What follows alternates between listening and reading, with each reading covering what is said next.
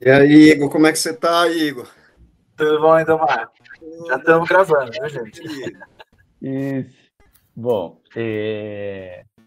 vamos a dar começo então à nossa quarta mesa aqui na Conferência Livre Nacional de Antropólogos e Antropólogas da Migração, uma conferência organizada pelo Comitê eh,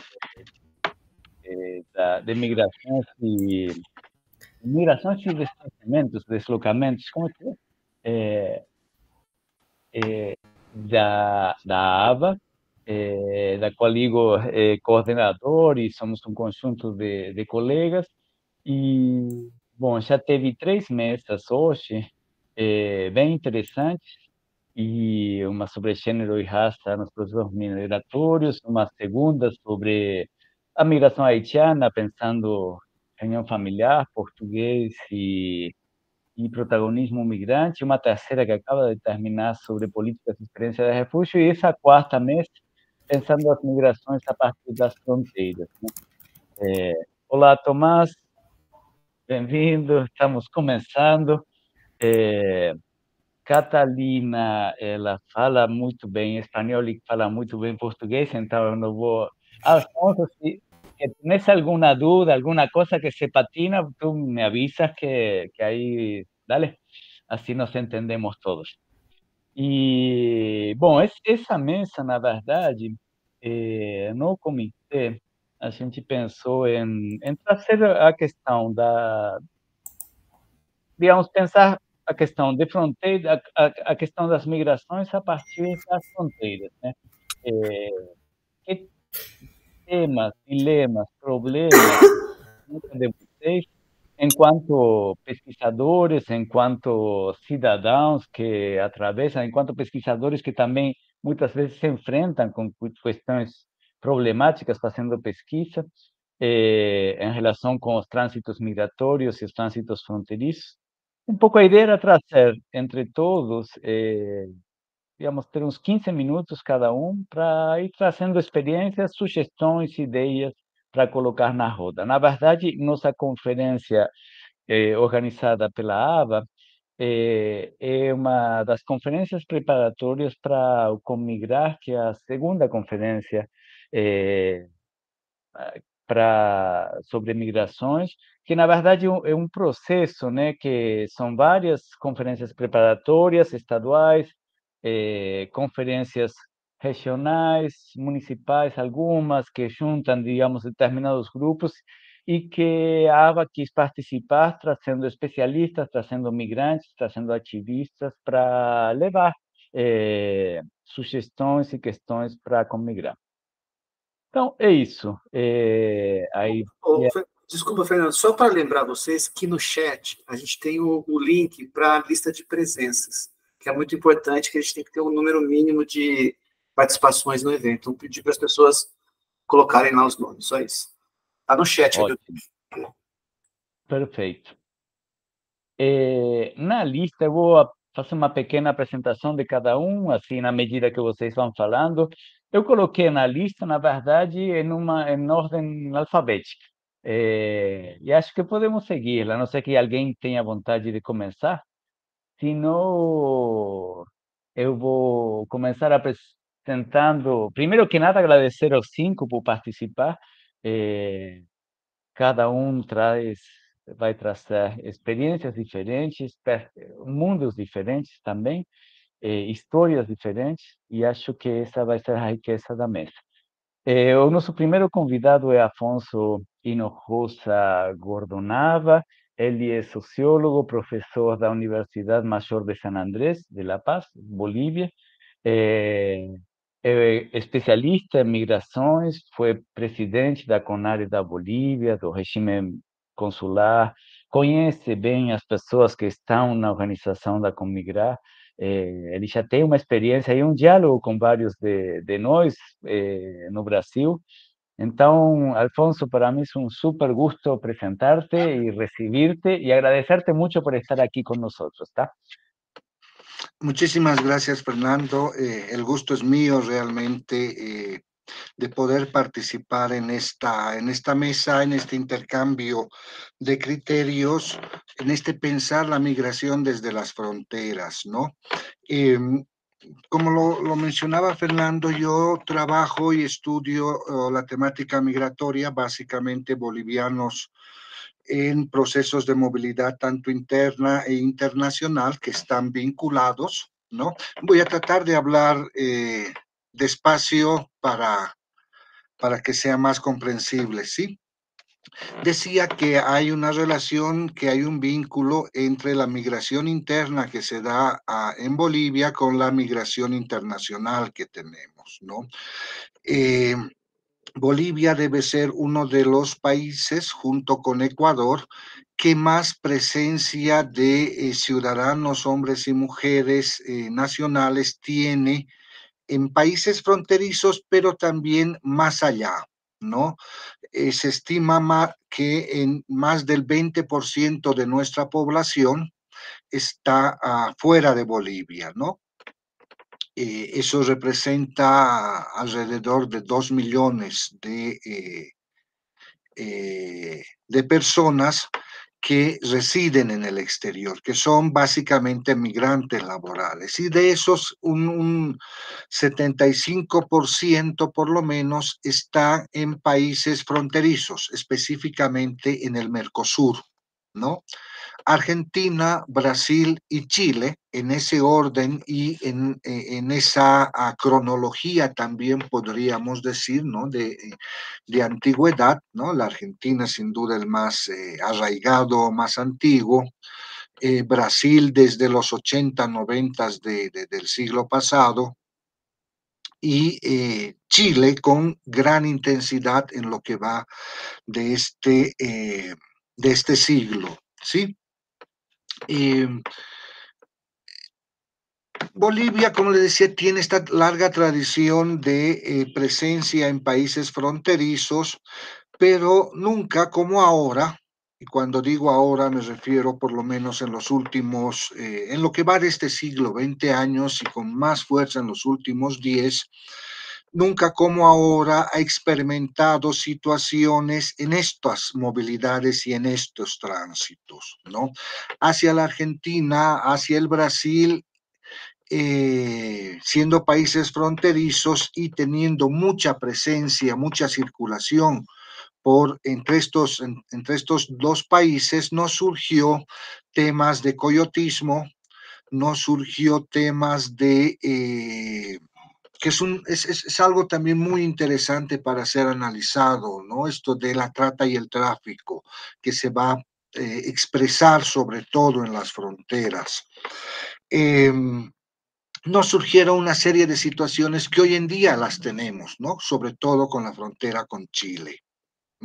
Y eso nos lleva a considerar algunos elementos. El primero es reconocer que en los últimos 15, 20 años, la región, me refiero a Sudamérica, ha experimentado y sigue experimentando cambios muy profundos en sus dinámicas de movilidad, ¿no?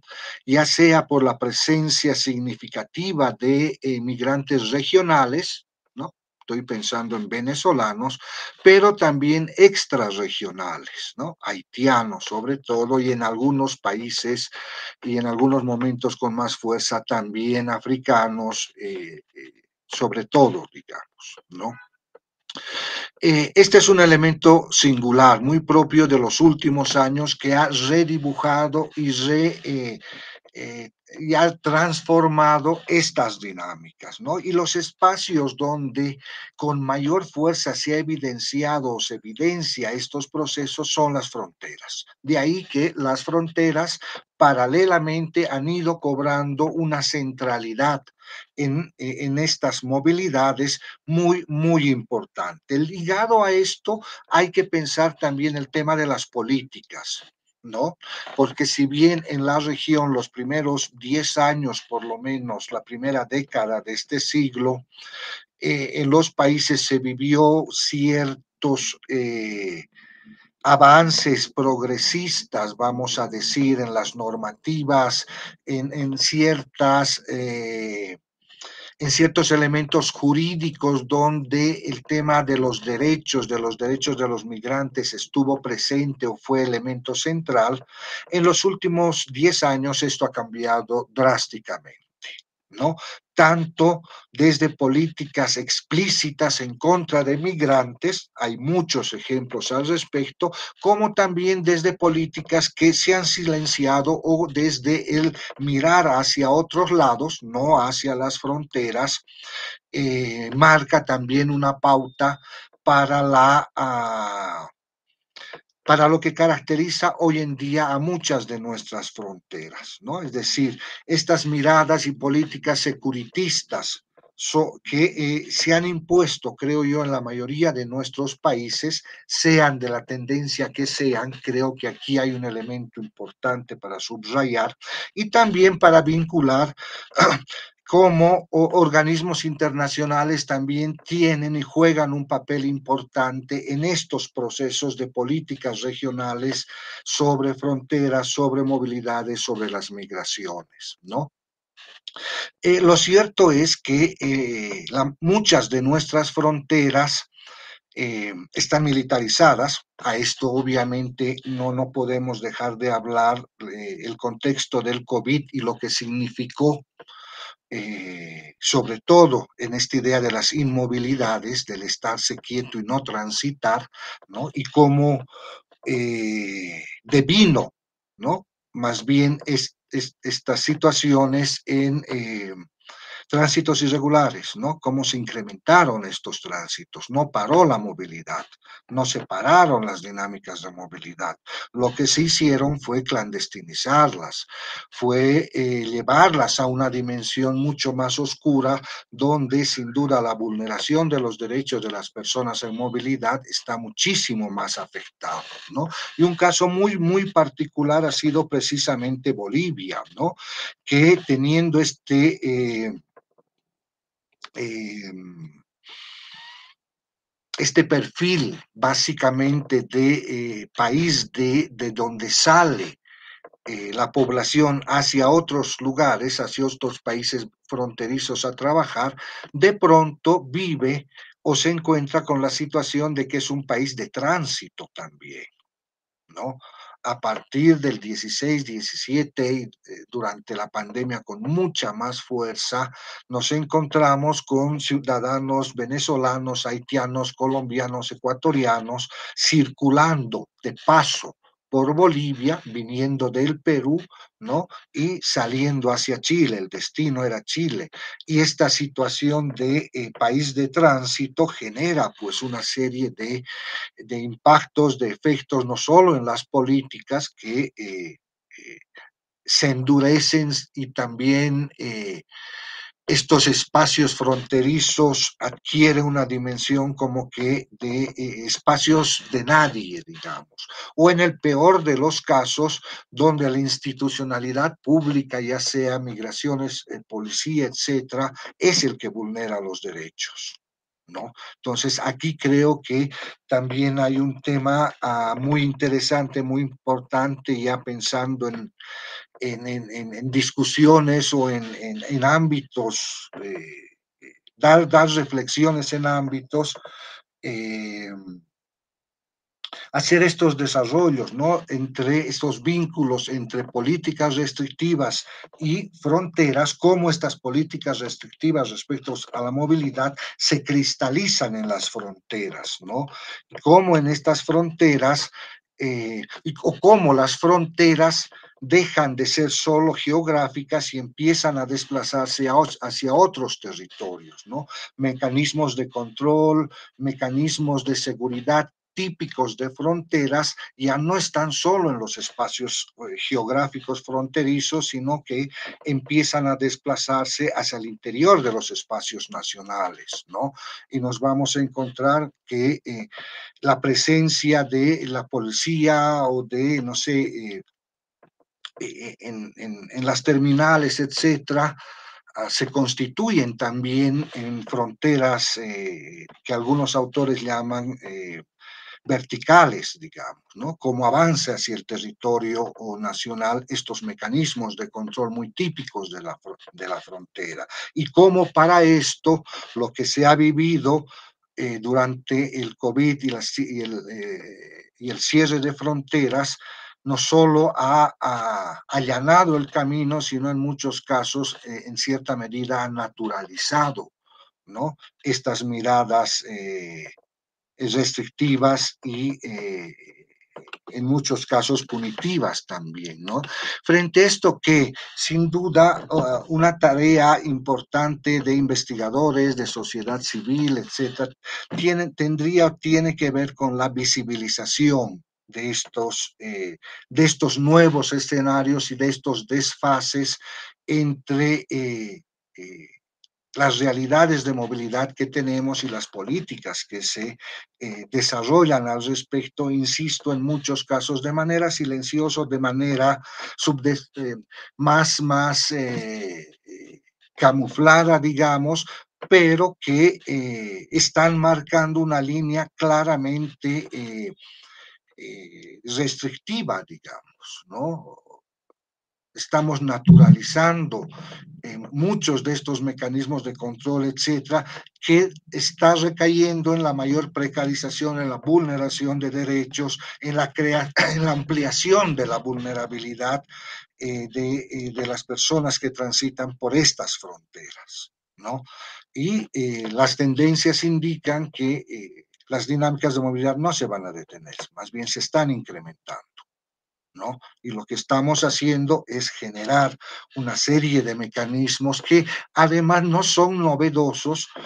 Para la región sí, digamos, ¿no? Por esto del tránsito, pero toda esta idea de externalizar las fronteras, de restringir, etcétera, han fracasado y fracasan en otras geografías, Centroamérica, Europa, etcétera, y acá empiezan a aparecer de nuevo rasgos de que estamos replicando desde los estados, desde organismos internacionales, este tipo de políticas en nuestras fronteras, ¿no? Y creo que miradas críticas, estudios, investigaciones críticas sobre las fronteras y sobre las movilidades son importantes, a la par de abrir los espacios, visibilizar, involucrar a más sujetos en estas discusiones, ¿no? Es lo que podría comentar Fernando.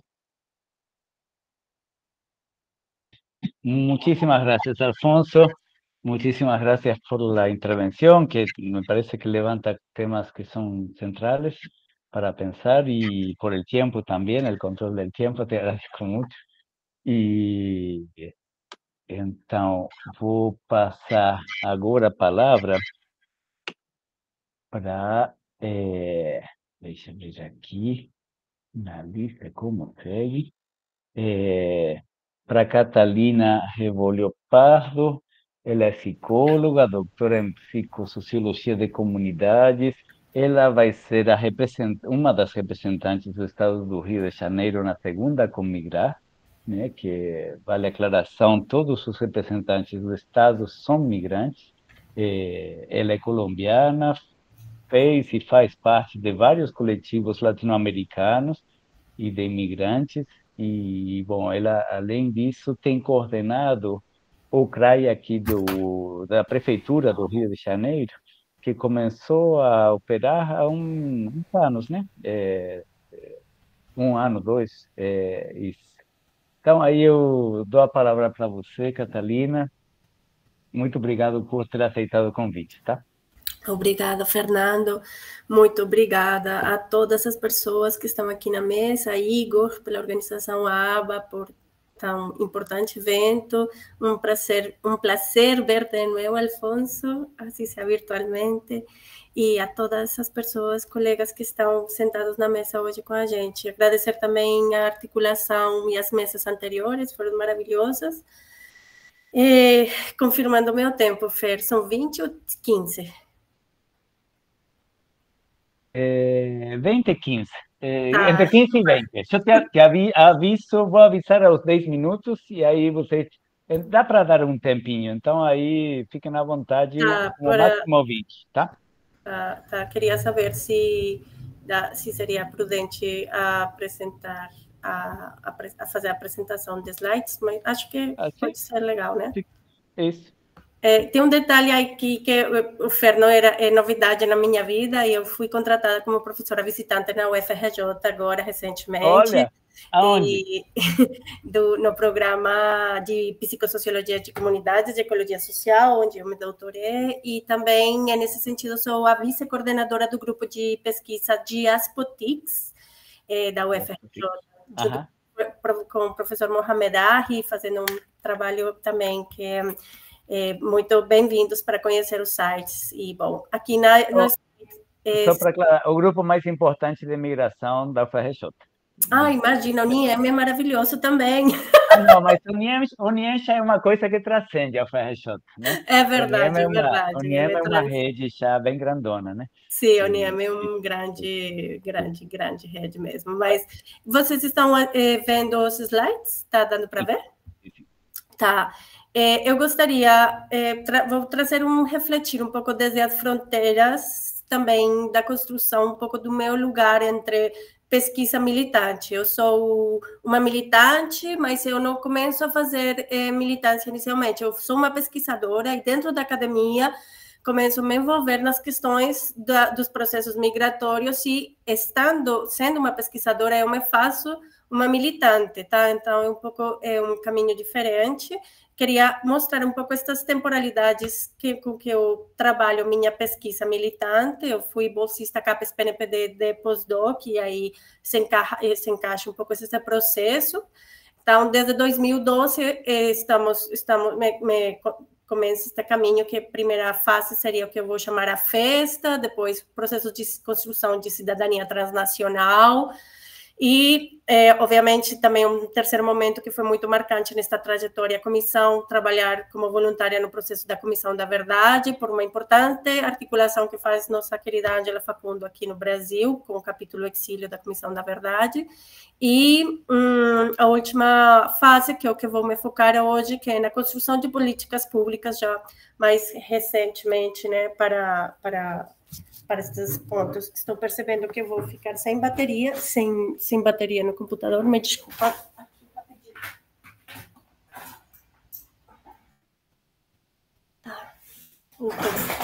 Pronto, desculpa, gente. Então, nesse sentido, eu me focando, como falou o Fer, vou falar um pouco sobre o CRAI Rio, que também é uma experiência para refletir sobre a fronteira. Vou pegar o último gatilho que vai dar o Alfonso sobre como estamos percebendo uma ampliação das fronteiras, tá? Dentro da securitização das fronteiras, há essa ampliação.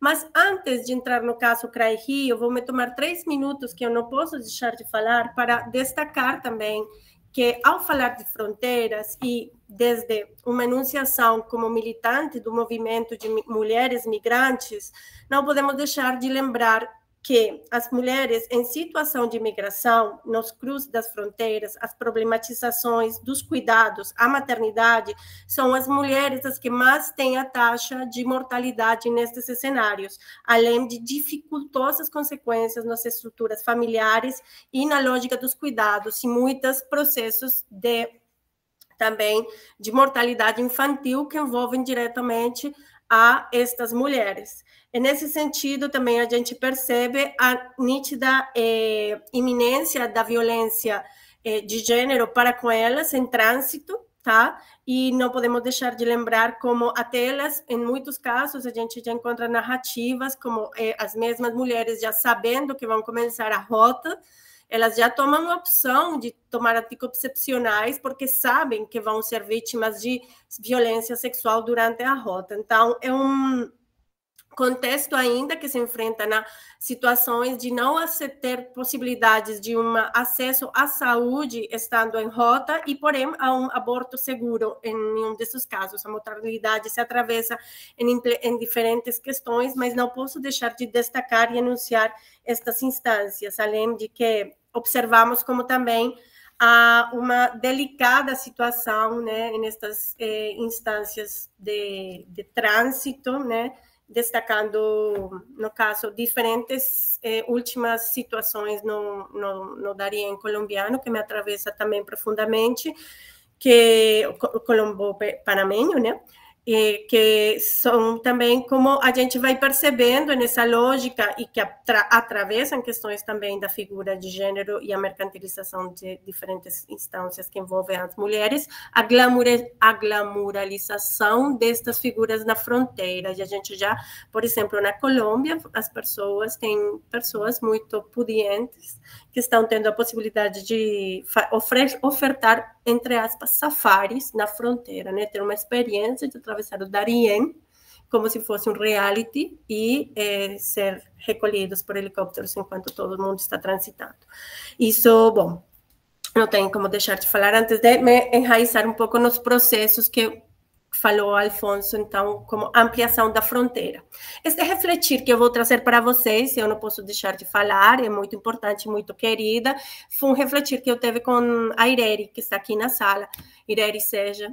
Com ela conversamos bastante no marco da pesquisa de doutorado dela sobre a questão do CRAI. O CRAI, então, como falou o Fer, eu fui coordenadora dele na primeira fase, que é de janeiro a junho de 2023, que acontece numa parceria com a CORE. CORE Response é uma organização internacional do terceiro setor estadunidense, que trabalha com pessoas em locais ligadas aos processos comunitários, sem pretender incidir no processo de construção das políticas públicas do território onde ela trabalha. Seu objetivo é apoiar a institucionalidade para conseguir implementar políticas públicas. Vejam bem que interessante esta apresentação. A CORE abre um abrigo em parceria com a prefeitura. A CORE, com dinheiro da CORE, se construi esta infraestrutura que vocês estão vendo, que até hoje é o CRAI Rio. E neste momento ele funciona somente com recursos da prefeitura e em outro formato. E a gente, nessas conversas com a Ireri, começo também a entender um pouco em como fazer da coordenação do CRAI tinha duas questões que envolviam a fronteira diretamente. Pode falar? Não estão avançando os slides, tá? Ai, gente, que pena. Para mim estão super avançando. Aí foi. Aí foi? Ok. Então, perfeito. Mas mostra então o espaço do CRAI. Então, aqui a territorialidade, o espaço do CRAI, tá? Ok, perfeito. E, bom, nessa conversa, então, para problematizar a fronteira e essa extensão da fronteira para esses lugares, eu vou trazer dois pontos. Uma que foi baseada nesta experiência da coordenação do CRAI nessa primeira fase. Uma que é realmente o programa, as falências, as dificuldades do programa de interiorização, tá, da população venezuelana ao resto do Brasil. A gente tem dois casos que trabalhei diretamente que me marcam muito para falar sobre isso, e uma é a mediação intercultural que eu fiz com a comunidade Guarau, que esteve assentada aqui em Nova Iguaçu, na qual ela foi interiorizada, mas as denúncias e o não cumprimento de Nova Iguaçu com os estándares e as demandas para fazer um acolhimento adequado à comunidade indígena Guarau que decidiu vir para o Rio de Janeiro, fizeram com que hoje o estado do Rio de Janeiro não tenha mais comunidade Guarau. Eles voluntariamente pediram uns para retornar à Venezuela e outros ser alocados em outro estado, por dificuldades em receber os auxílios, na adequação do que foi chamado pela prefeitura de abrigo, que não era um abrigo como tal, era uma escola adaptada para eles ocuparem, sem realmente uns processos, e vários descasos que o Comitê Estadual de Políticas Públicas para Imigrantes fez uma interessante própria mediação no processo e também fez um importante trabalho, também o CRAI apoiou nesse processo para eles ser assentados novamente em outros lugares ou retornados, como pediu os mais velhos até para retornar à Venezuela. A gente observa também este problema de interiorização, então, eu vou dar uma pulada antes de falar da terceirização da fronteira, a iminente necessidade, eu estou trazendo uma foto aqui para vocês que é única, e são emblemáticas, que foi quando o nosso CRAI ele contava com serviço, além do serviço que está sendo ofertado atualmente, que é o serviço sociojurídico, assistência social, advogados, aulas de português, e também tem aulas de informática e uso de informática, a gente também tinha o serviço de acolhimento. Tínhamos 3 dormitórios, feminino, masculino e familiar. Estas fotos, como eu falei para vocês, para mim são muito importantes mostrar para vocês, já que o abrigo encerrou atividades no mês de junho. Lamentavelmente, não teve uma apropriada mediação entre a prefeitura e nas diferentes secretarias para manter a abertura deste processo. Isso não é um caso único no Brasil, tá? A gente observa como é necessário para que o processo de interiorização aconteça de uma maneira pertinente da população ter realmente aparelhos adequados para que esta interiorização aconteça em diferentes momentos. Inicialmente, um acolhimento adequado, próprio, e depois um processo de uma estrutura de um processo de assentamento. Eu tenho que destacar, né, que no Rio de Janeiro não é, apesar de que fechou o abrigo do CRAI, obviamente não é o único abrigo que existiu e existe na cidade, né? Então, eu acho que aqui eu estou apresentando para vocês este slide, destacando que também no presente, bom, no passado a gente tivemos a Ilha das Flores, outros processos de abrigo, mas no presente a gente tem também a Aldeias Infantis SOS, que faz realmente um ponto muito importante para a entrada das pessoas interiorizadas com vulnerabilidades, com uma situação de maior vulnerabilidade na cidade do Rio de Janeiro, né? Então, eles realmente fazem um processo muito aprimorado também de acolhimento e também de assentamento, né? Esse trabalho a gente tem que destacar. Mas o do CRAI também a gente recebeu uma família interiorizada, lamentavelmente pelo tempo de duração e o encerramento do processo de abrigo não conseguimos continuar fazendo esse processo. Então a gente se depara com que a legislação do abrigamento na cidade do Rio de Janeiro, lamentavelmente, ela não contempla que existam abrigos exclusivos para a população imigrante. E essa é uma luta que nós, nesta militância, estamos construindo nitidamente e marcando essa pauta desde há mais de um ano, que é iminente a necessidade de poder contar com esses espaços diferenciados para a população imigrante, para garantir realmente que o processo de acolhimento das pessoas que estão chegando da fronteira, das diferentes fronteiras, aconteça de maneira própria. A gente tem números invisibilizados também ainda de pessoas em situação de rua, imigrantes, que o último censo da cidade do Rio de Janeiro, que foi lançado em abril do ano passado, não tinha o critério de população de rua, de população imigrante, tá? Então, a gente percebe, então, e percebíamos nesse momento, realmente é um interessante programa de interiorização com muitas mancadas, que no momento da chegada é iminente a falta de segurança alimentar e de direito à moradia, e processos que garantissem que essas pessoas não vão entrar, em alguns casos, em situação de rua, tá? E de extremas dificuldades também sobre ocupação de espaços, etc., para poder ter um bom passar dentro da nova cidade. A gente também, então, tem que falar, esse é um tema que eu falei muito com a Ireri, né, sobre a terceirização da fronteira. Para a Ireri foi muito surpreendente quando a gente tinha conversa, como a Uber e a FedEx eram parceiras também de nós, no CRAI, com a COR. Nós recebemos 2 importantes parcerias econômicas. Nós, no CRAI, tínhamos Uber ilimitado para todo o funcionamento do CRAI. Isso era uma questão muito interessante, gente. Eu tinha viagens disponíveis ilimitados. Bom, tinha um limite, mas era muito, muito profundo o limite, assim. Eram muitos milhas de reais que poderia utilizar mensalmente no período do convênio, durante esses 6 meses, para fazer viagens para as pessoas que estavam abrigadas, ou os usuários do CRAI como um todo, o movimento migrante e tal.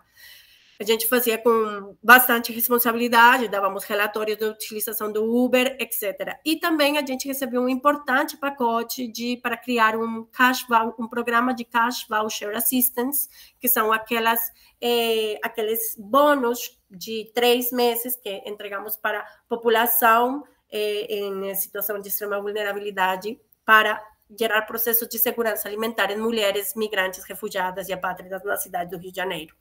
Irene se surpreendia bastante, e eu também na conversa com ela, sobre como estas parcerias, precisamente com empresas transnacionais do setor privado, faziam um fator importante para a contenção e a facilitação dessas pessoas que estavam, muitos deles em trânsito, se assentar na cidade do Rio de Janeiro. E dessa maneira, obviamente, nessa lógica desse fenômeno que bem já se está falando há bastante tempo e se observa a nível global de uma maneira até escandalosa, né? Até as notícias da Inglaterra esta semana sobre isso, como a contenção dos fluxos migratórios para as fronteiras emblemáticas no nosso continente seria a dos Estados Unidos. Esses fundos estadunidenses, precisamente no território brasileiro, fazendo uma implementação de processos de assentamento, acolhimento e assentamento para a contenção desses fluxos.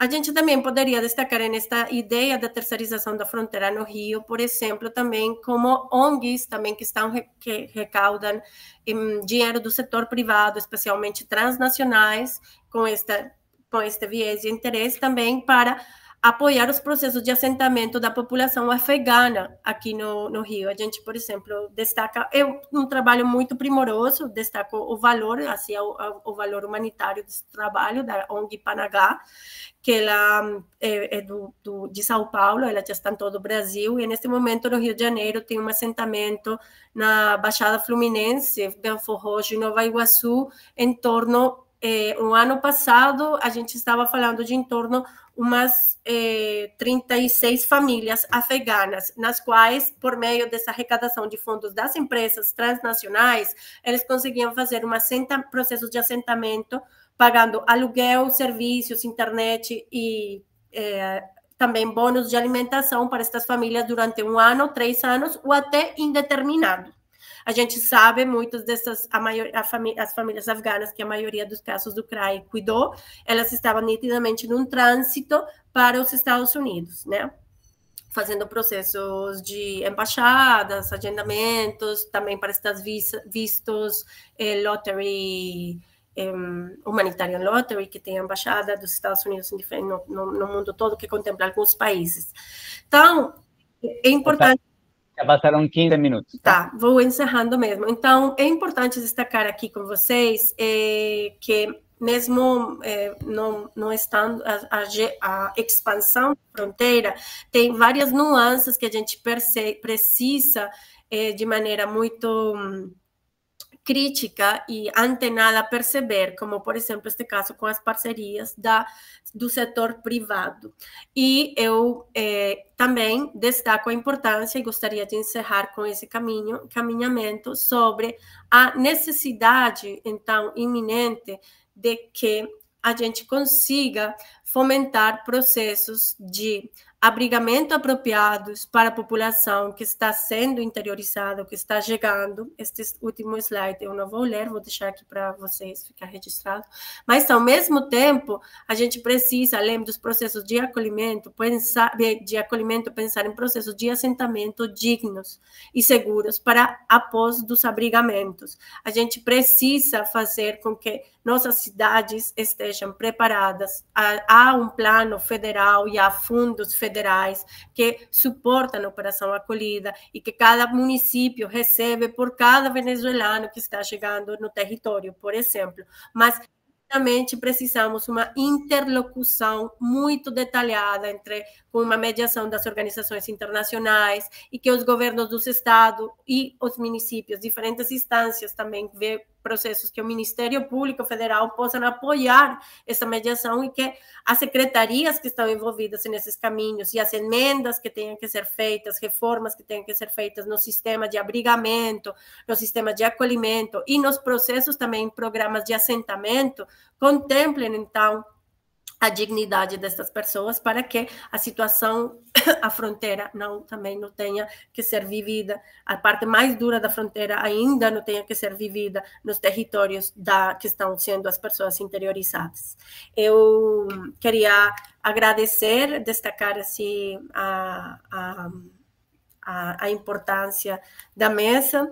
E, por último, encerrar com a ideia de que a maioria das mulheres que ocuparam o abrigo no CRAI, o dormitório feminino, foram mulheres trans-venezuelanas.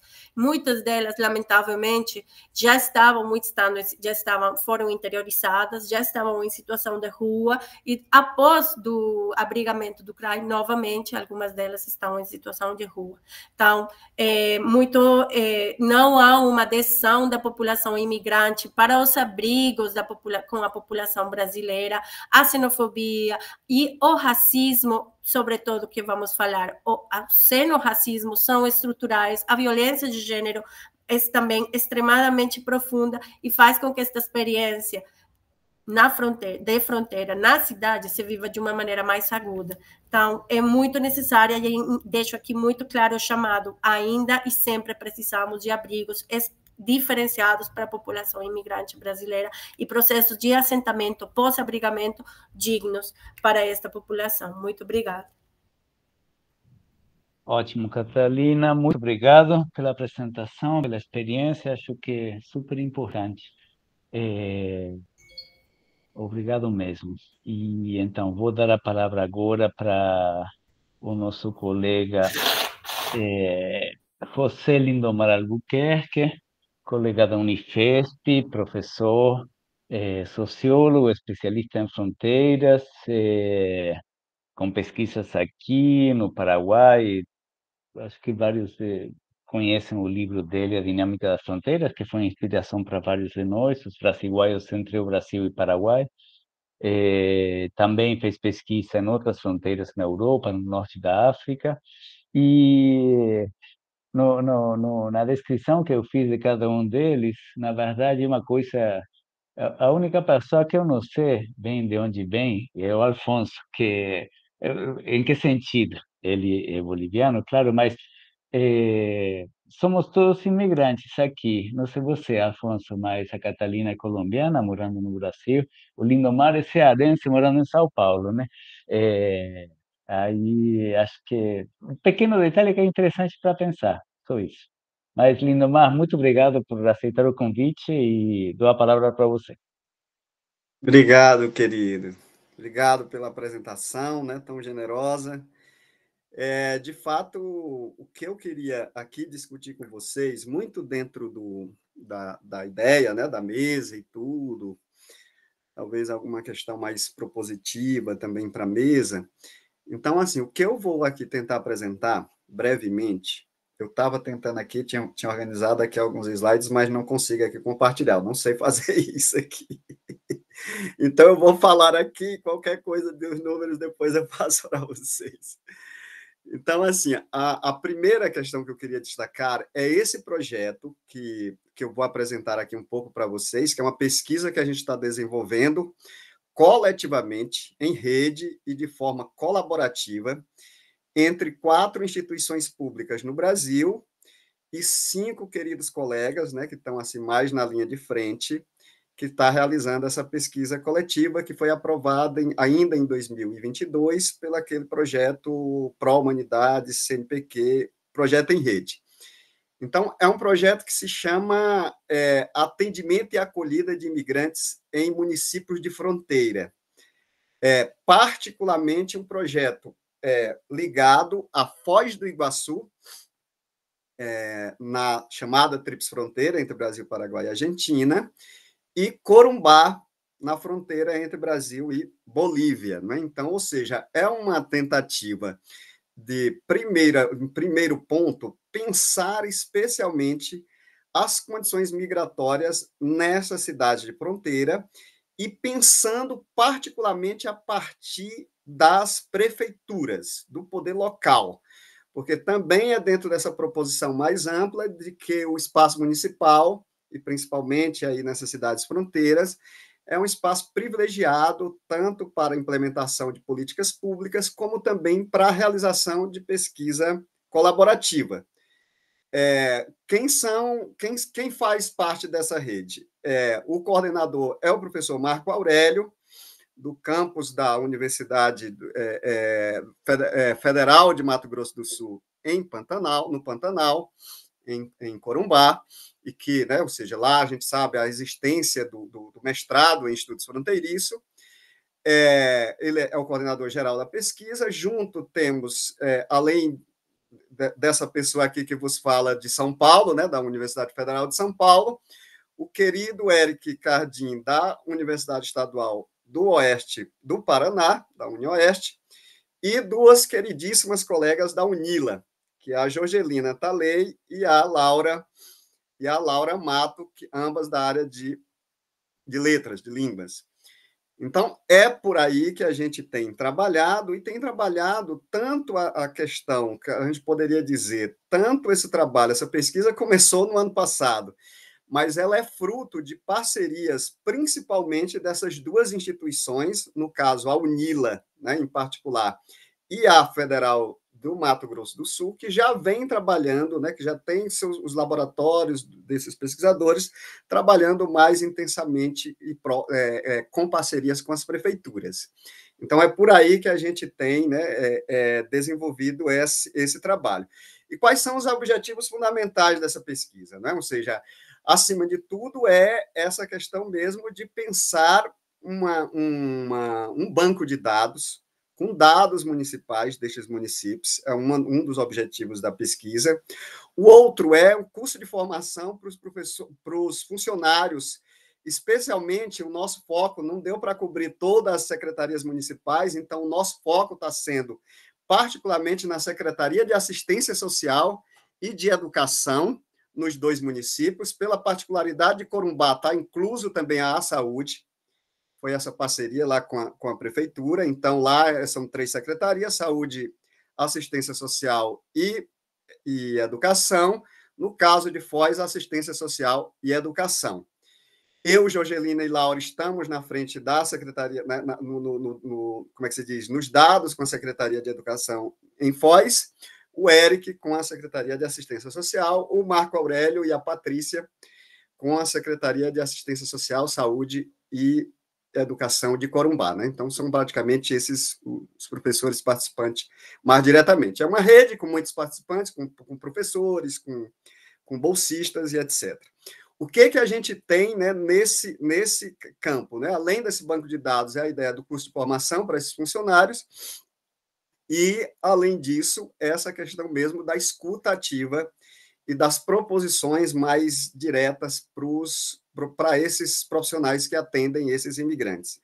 Então, o que a gente tem até o momento, né, em termos de dados, né? Ou seja, a gente pega os dados, especialmente a partir dos dados da Polícia Federal, dos dados do CAD, dos dados da Secretaria de Saúde e etc., e o que a gente tem, assim, só para vocês visualizarem, né, um pouco comparativo à realidade migratória desses municípios, e a gente tem muito essa proposição.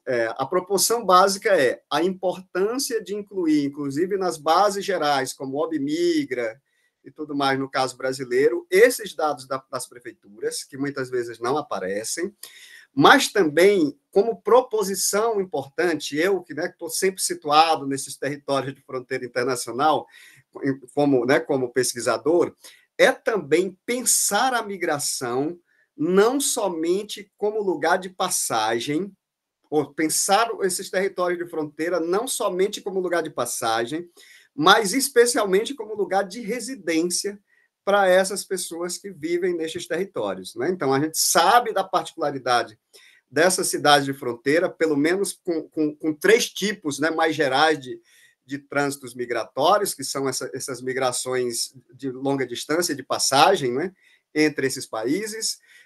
Também esse lugar de residência de pessoas que vêm de vários cantos, e, claro, tem o fenômeno específico da migração transfronteiriça ou das mobilidades transfronteiriças. Então, só para mostrar um pouco esses dados, não tenho aqui o gráfico para compartilhar com vocês, mas vocês escutam brevemente. Os dados, por exemplo, que eu tenho, a gente não tem ainda de Corumbá, para comparar os dados da Polícia Federal.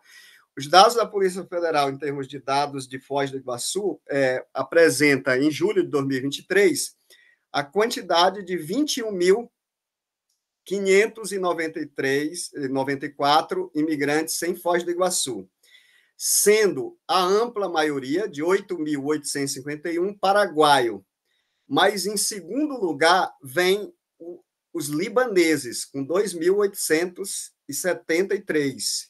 E, em terceiro lugar, Venezuela, com 2.403. E aí continua a Argentina, país vizinho, só aparece em quarto lugar depois do Líbano e da Venezuela.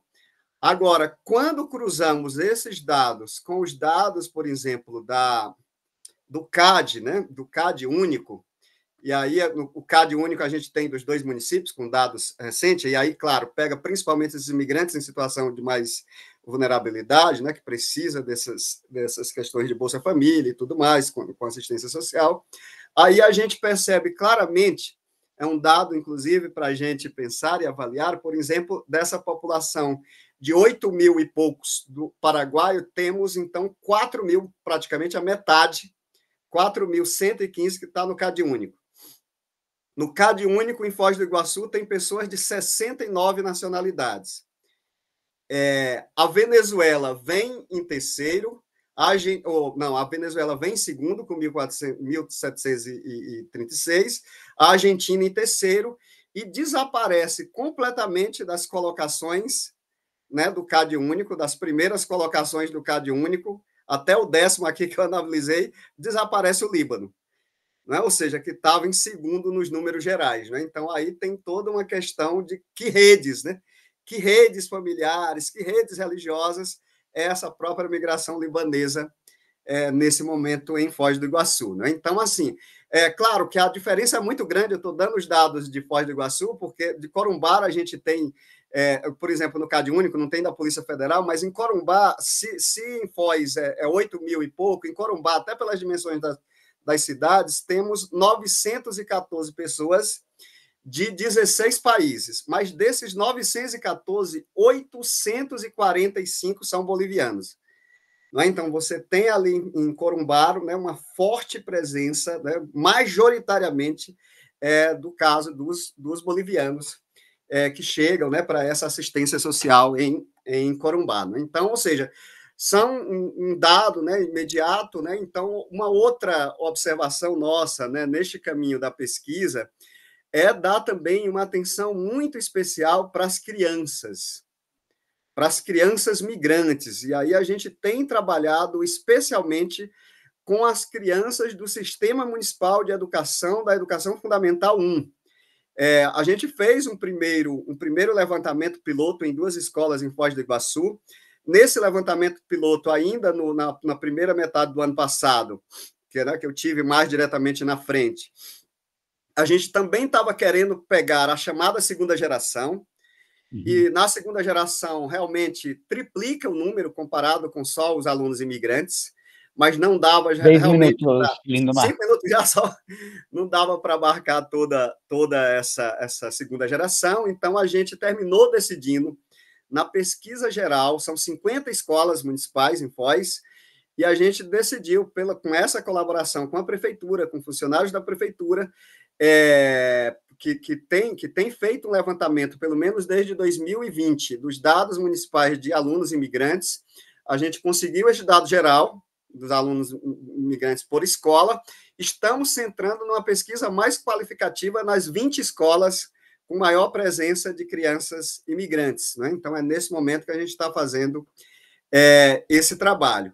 E aí, claro, ou seja, na questão da assistência social, a pesquisa tem sido feita, né, no caso de Foz do Iguaçu, principalmente lá pelo Eric e outros pesquisadores, pensando em vários focos, entre eles a Casa do Migrante, que é no Foz do Iguaçu um lugar de muito trânsito desses imigrantes que estão chegando, mas também os CRAs, o Centro Pop e as casas de passagem em Foz do Iguaçu, justamente para tentar pegar também essa chamada migração de trânsito, especialmente nas casas de passagem. Então, é um pouco esse caminho que a gente está fazendo, e eu só queria agora, para concluir, fazer algumas considerações que eu acho importante do ponto de vista mais geral, né? Eu acho que a primeira questão importante, em termos, né, de proposição aqui para esse nosso fórum de debate, é ver a importância de ver as cidades-fronteiras como lugar de moradia dos imigrantes internacionais, e não somente como lugares de passagem ou como lugares de migração e pendular, ou mobilidade pendular. Também são isso, mas também são lugares de destino, de presença, de recepção desses imigrantes. A segunda observação importante é a relevância de pensar as bases locais de dados das municipalidades para contribuir para aprimorar as bases de dados existentes, mais gerais, como o próprio OBMigra. A importância e aí isso aparece especialmente nos protocolos que têm sido feitos para a acolhida de imigrantes em Foz, mais particularmente a partir de 2018 e 2020, e agora em Corumbá, como parte da própria pesquisa, né, o protocolo de acolhida no município. A gente tem pensado, e agora, no caso de Foz do Iguaçu, tem sido aprovado agora, muito recentemente, um plano municipal para os imigrantes, e neste plano, né, com ação, meta, prazo e etc., tem ressaltado bastante duas áreas que eu vou tentar aqui minimamente pontuar, que é a importância da chamada mediação, tradução, intérpretes culturais, especialmente com a importância do aprendizado de línguas para esses atendentes, mas também para os professores das escolas, como também cursos que pensem principalmente essa questão do direito e acesso a direito desses imigrantes no município.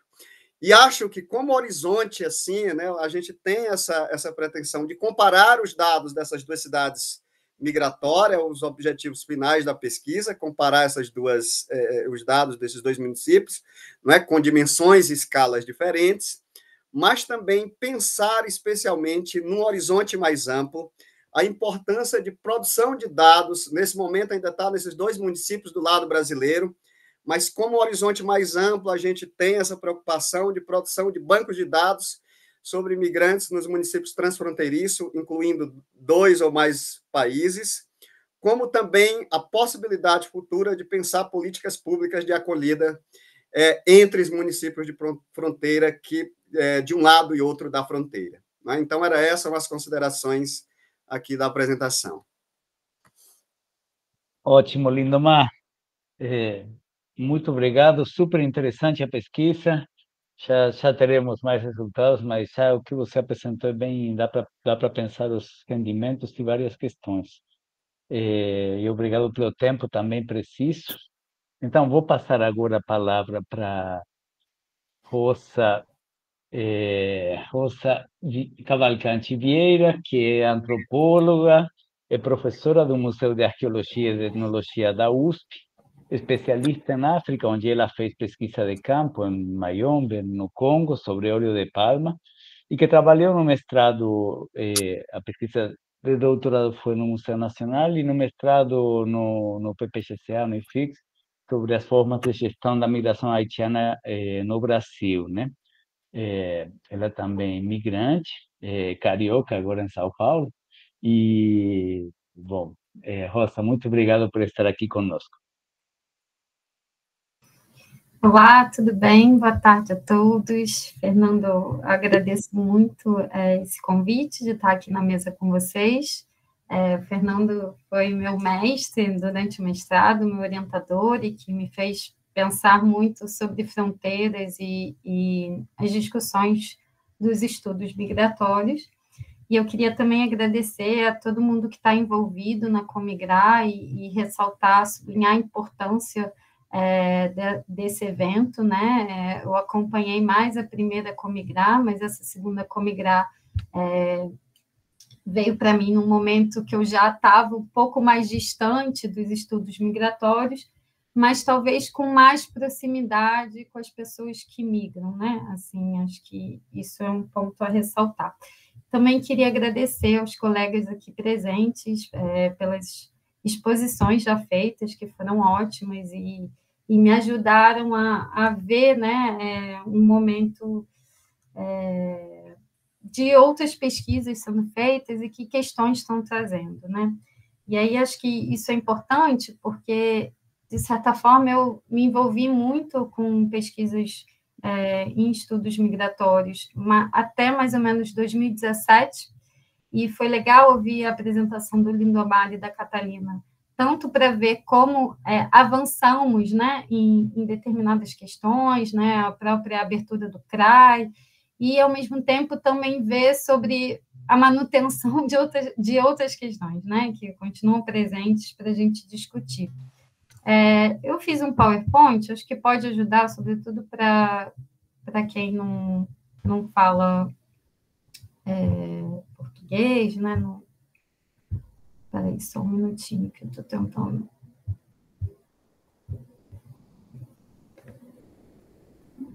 Vocês estão vendo?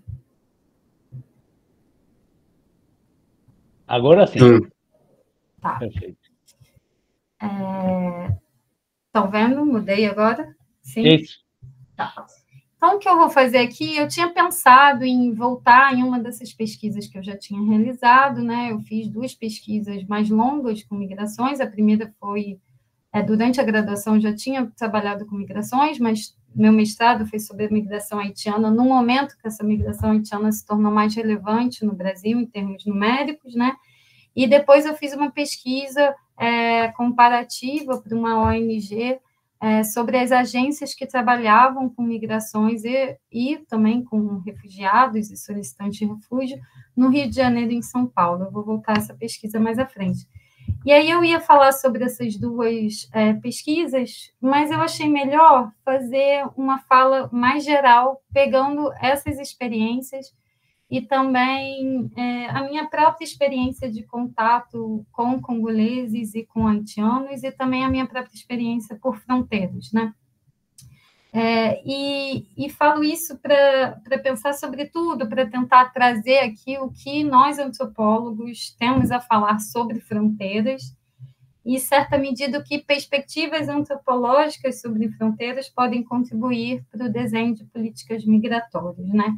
E aí eu pensei em 3 pontos, né? O primeiro seria trabalhar com os sentidos de fronteira, o segundo, com entender as fronteiras como espaços de agência dos migrantes, e o terceiro é discutir as fronteiras como caminhos da cidade.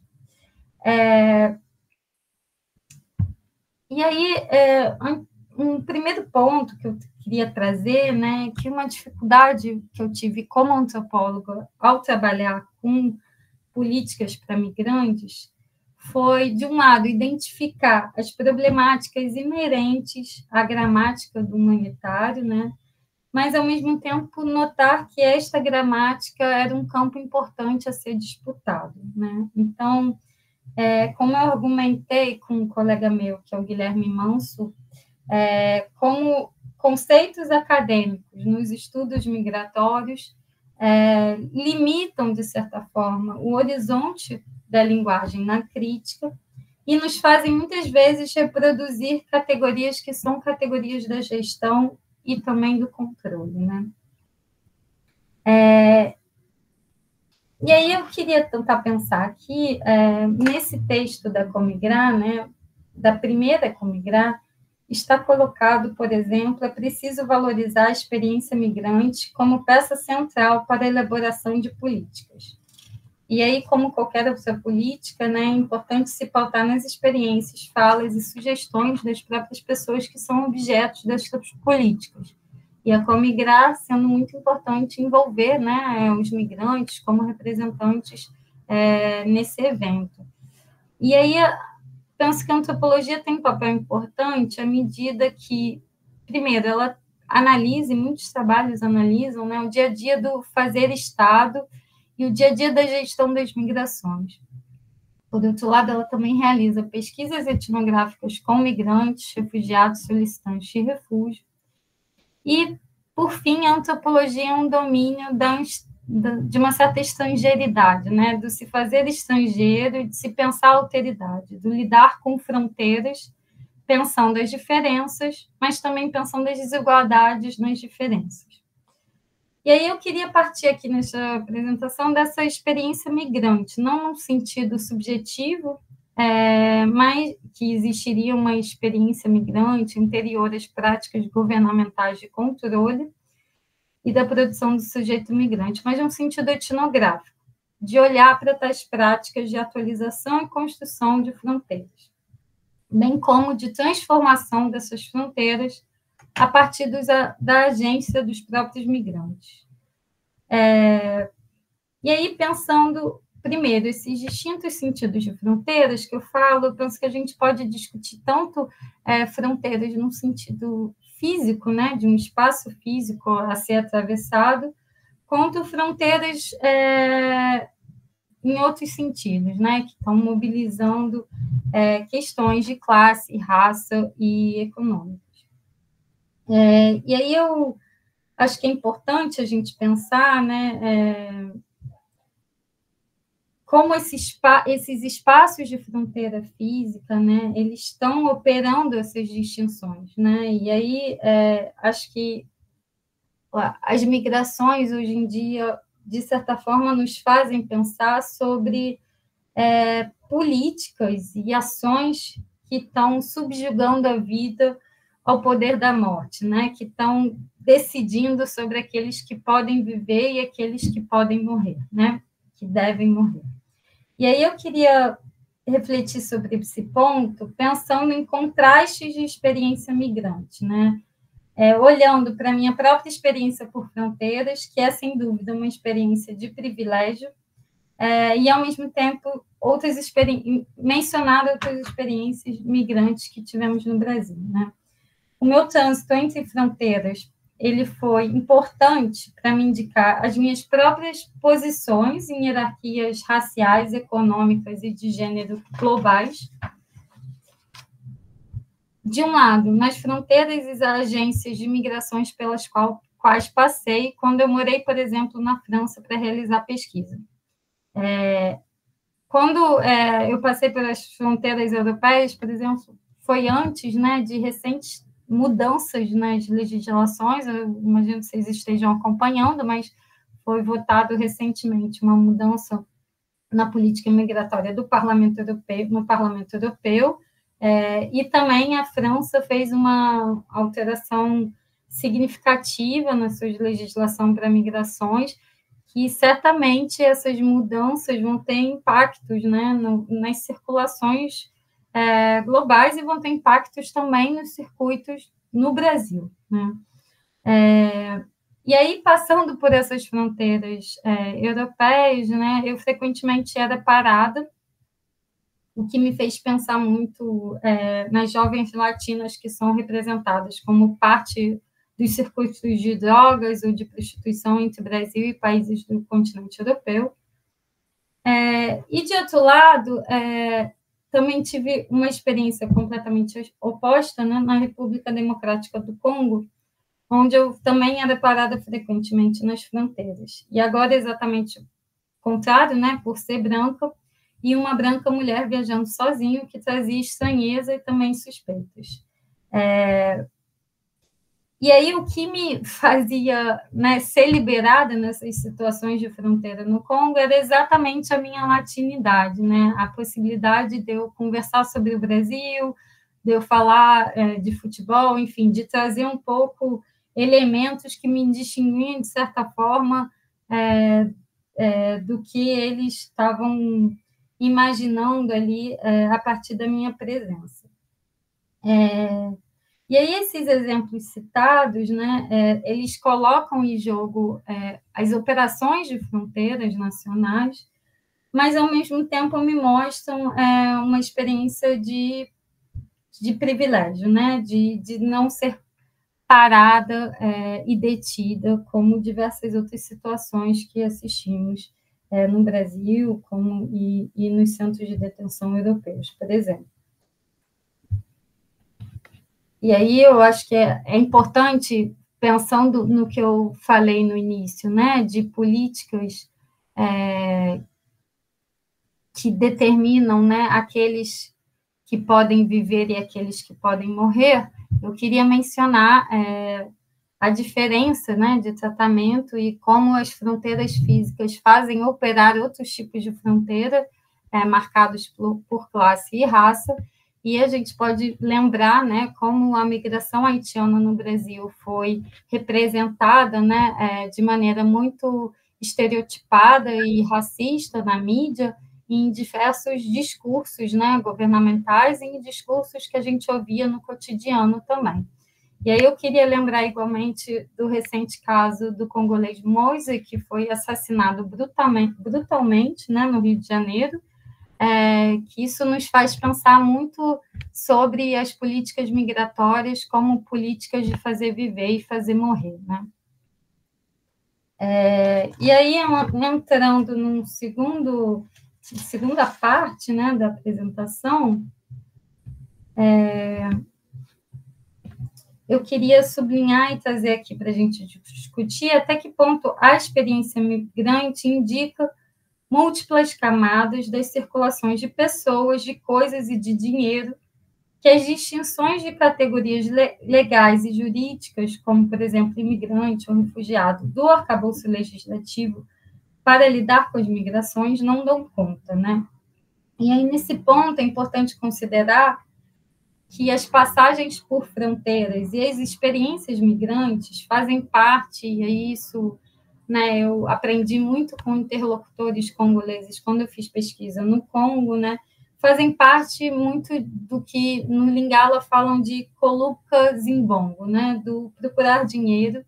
E essa procura do fazer dinheiro, ela é uma procura de fazer cotidiano, né, de constituir, manter relações por onde se circula, por onde se hospeda e pelos distintos espaços que se faz presente. Eu penso... Rose, 10 minutos já, tá? Passaram. Tá, eu vou correr um pouquinho mais. Eu penso, por exemplo, eu acho legal trazer aqui, né, uma fronteira que é um espaço bem importante de fluxo ali no Congo, que é a fronteira entre Brazzaville e Kinshasa, que são duas capitais e que estão separadas pelo rio Congo, e essa fronteira é uma fronteira de intensa circulação de pessoas e de produtos também. E aí tem alguns trabalhos que falam, que mostram, né, uma certa urgência das pessoas no transitar por esta fronteira.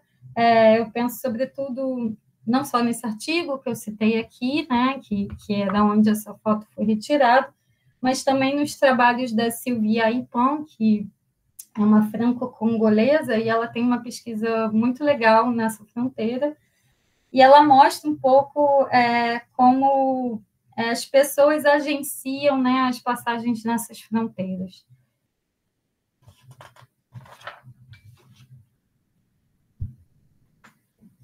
E aí...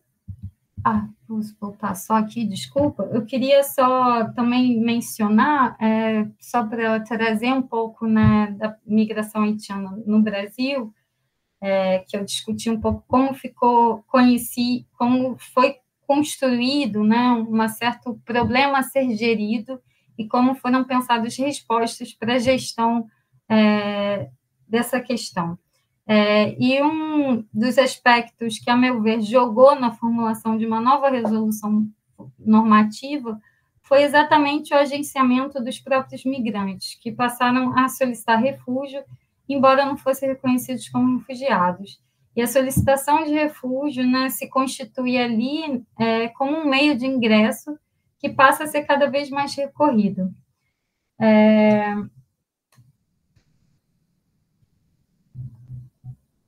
E aí, para não me estender muito, o último tópico, quando eu falo de pensar as fronteiras como caminhos da cidade, eu queria só voltar nessa pesquisa que eu fiz para o ISER, que foi o Instituto de Estudos da Religião, que a gente fez um estudo comparativo entre o Rio de Janeiro e São Paulo, e aí um dos nossos esforços foi evitar de pensar o migrante seja como uma vítima ou como um irregular, né, um ilegal. Então, a gente evitou uma certa polaridade, buscando pensar o migrante como e aí eu recupero até o que acho que foi o Lindomar que falou isso, né? De pensar o migrante como um morador da cidade, né? Um morador da cidade que está aprendendo a circular e aprendendo a viver nas fronteiras das cidades e, ao mesmo tempo, contribuindo para transformar essas fronteiras. E aí eu queria trazer aqui, só mencionar uma série de pequenos vídeos que a gente fez com migrantes haitianos, e esses vídeos foram no intuito de trazer um pouco de como eles queriam ser apresentados, né? Não da forma como eles eram representados, mas eles participaram, né, das decisões, onde eles gostariam de ser filmados, o que eles queriam trazer para o filme. E esses filmes foram muito legais, porque eles enviaram para os seus familiares, amigos no Haiti, então foram vídeos que foram circularam, né, dentro da diáspora haitiana. E aí queria trazer também aqui para pensar os migrantes como moradores da cidade e agenciando as fronteiras dessa cidade, um filme que foi feito, estreou muito recentemente, na semana passada, que é de uma equipe, de um pessoal da USP, que eles têm um projeto chamado AfroSampas, depois se vocês quiserem pesquisar, que eles trabalham muito com os artistas africanos em São Paulo. E uma frase desse filme que eu achei muito interessante foi que, em determinado momento, o artista congolês Shambuyu Eto, ele fala que ele não é um artista migrante, nem um artista refugiado, ele é só um artista. E aí ele fala, porque eu não sei se eu estou reproduzindo exatamente a fala dele, mas ele fala por que o francês ou, sei lá, o europeu não chamam de artista migrante e por que o congolês ele é artista migrante, não apenas artista. E aí eu acho interessante para pensar isso, né? Também de estar refletindo sobre o migrante como um morador da cidade, que muitas vezes a questão está muito além, né, de só da regularização migratória, mas, né, são pessoas que querem estar nas universidades, que querem participar dos editais de cultura, que querem estar nos palcos, né, dessas cidades, nos seus museus. Então, é um outro ponto aí para trazer para a discussão. Eu acho que o meu tempo já está apertado, né, Fernando? Se quiser ir fechando, já são 16 minutos. Tá. E aí, só para fechar, para concluir, então, para resumir um pouco, né, o que eu trouxe aqui, de discutir as fronteiras em várias camadas, primeiro, considerar a fronteira enquanto um espaço múltiplo, em que várias dimensões de fronteiras raciais, econômicas e de gênero estão operando, as quais nos colocam desafios para pensar uma experiência migrante em contraposição a um suposto nacional. Segundo, importante levar em conta a agência do migrante, que cria relações, circula experiências e saberes para navegar entre fronteiras e nos novos espaços que passam a habitar. E terceiro, pensar o migrante enquanto morador da cidade, que não tem apenas a necessidade de regularização da sua situação migratória, mas que quer participar dessa cidade como mais um morador que traz muitas questões e colaborações em sua bagagem, e não apenas como um migrante refugiado, como disse, né, o artista congolês. É isso. Obrigada. Ótimo, Roberta, ótimo, Rosa. Super obrigado pela apresentação. Acho que é bom, com Rosa são várias camadas, né, que foram se acumulando de experiência com haitianos, o trabalho na África, trabalhos também em pesquisa, que acho que ficou bem redondinho assim, o aporte. Obrigado.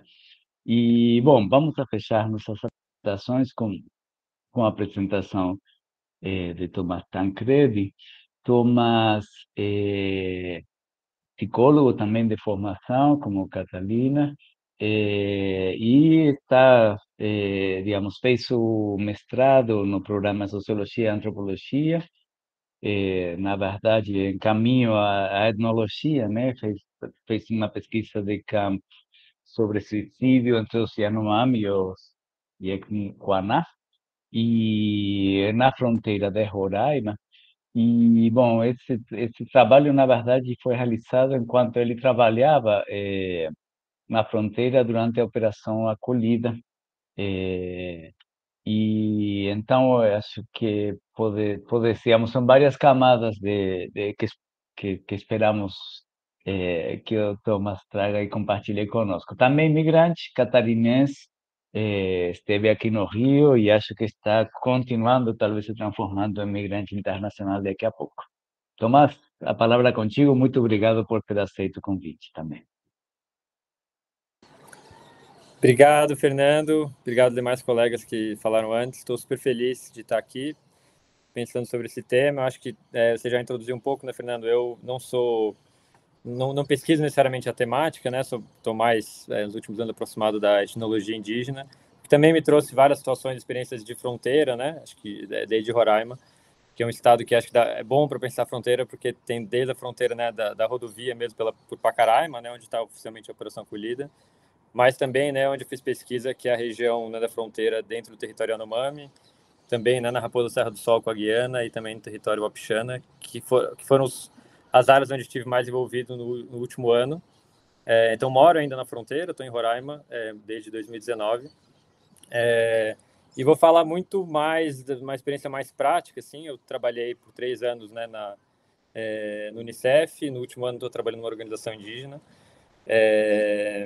Então, eu até peço desculpas, não trouxe nenhuma análise assim, muito teórica, eu vou mais tentar trazer algumas pinceladas que dialogam com algumas coisas que os colegas já colocaram, né, como problemáticas, como, por exemplo, a necessidade de pensar dados, né, que o Lindomar trouxe, que me parece super importante, a questão, né, que a Catalina trouxe também sobre tentar pensar política, né, de financiamento, como acho que é algo muito chave para pensar, e também a questão da gramática, né, da resposta humanitária como algo que ingessa um pouco o nosso pensamento crítico. Eu atuei, né, como oficial de proteção, então acho que é um termo também que uma vez até conversando com o Rabossi, né, ele falou, nossa, nesse termo aí já dá um artigo, né, porque acho que é um nome, né, super comum, né, primeiro esse guarda-chuva da proteção, do refúgio, e é o termo oficial também, né, que eu acho que traz uma vinculação clara, assim, né, tanto com a questão militar mesmo, na resposta também do sistema ONU, como nessa posição super paternalista e, enfim, de um certo ethos, assim, né, da resposta ocidental, de uma ideia de hospitalidade, né, a partir dessa coisa da proteção, que eu acho que também dificulta muito, assim, uma atuação que de fato proporcione autonomia das pessoas que estão sendo acolhidas. Eu acho que talvez isso possa ficar mais claro até. Também tive uma experiência em Florianópolis, né, onde ali com a resposta haitiana, onde estava iniciando um diálogo com uma experiência que teve do CRAI, que eu comparo muito com uma resposta que teve em Roraima em 2018, antes de se estabelecer a Operação Acolhida, que era um centro de referência aos imigrantes, que era algo ainda, né, da sociedade civil se organizando, e que foi totalmente abafada, né, com a entrada da Operação Acolhida, de uma certa institucionalização, de uma certa federalização da resposta. Bom, a situação de vulnerabilidade da população, de todo mundo tá muito ciente, não vou me bater nisso, então vou tentar focar um pouco mais nas instituições. Acho que o primeiro ponto que eu acho muito crítico, que percebi, né, morando nos primeiros 6 meses que eu morei em Pacaraima, é essa resposta paralela, né, que o sistema humanitário impõe de forma um pouco inevitável. Eu acho que muito, né, dos modelos, né, das instituições das Nações Unidas vem de países, né, onde tem um déficit muito grande de proteção social, talvez por isso né, você tem quase uma resposta total, muito desvinculada, né, da resposta do Estado, e você tem essa divisão, né, dicotômica na resposta humanitária, que é a resposta humanitária, né, e desenvolvimento.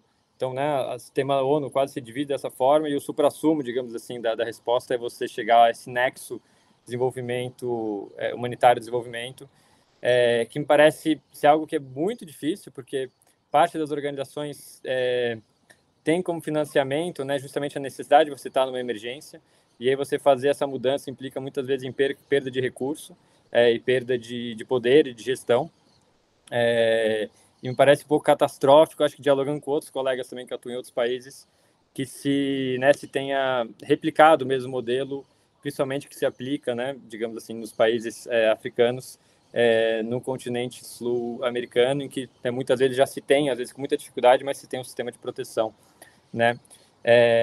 Então, eu acho que isso se dá no âmbito da ONU. Então, assim, só para tentar ser um pouco mais prático, né? Às vezes a gente tem um fluxo, né, de imigrantes que estão sendo reconhecidos e acolhidos, né, seja pelo Acnur, seja pela OIM, que muitas vezes detém, né, os dados. Esses dados, às vezes, não podem ser compartilhados com o Estado. Acho que isso é um caso mais grave, mais crítico ainda quando a gente se fala, né, da Cruz Vermelha, por exemplo. São situações muito críticas, por exemplo, em que uma criança é escutada, né, por uma situação de tráfico ou de exploração sexual, e ela não pode, né, compartilhar esse dado com o juiz, o que implica muitas vezes, né, que essa mesma criança tenha que ser escutada mais uma vez, né, que gera uma violência.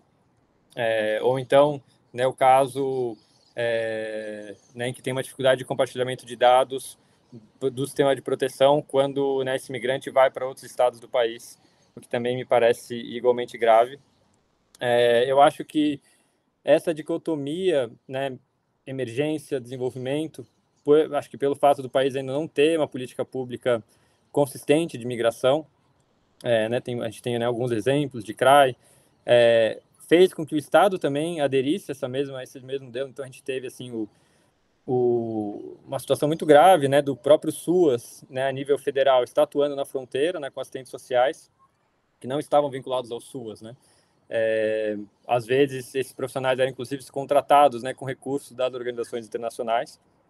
Isso eu digo, né, tanto de assistentes sociais, de psicólogos, como até pessoas que estavam respondendo pela Defensoria Pública, o que eu acho também igualmente grave. Então, isso acho que nos últimos anos trouxe inúmeras situações, né, de pessoas que migraram para dentro do país, e que não conseguiram ter um acompanhamento desde a situação da fronteira. Eu acho que um outro ponto que ficou muito claro para a gente, para pensar nesses anos que eu estive em Roraima, foi a situação que o Covid trouxe.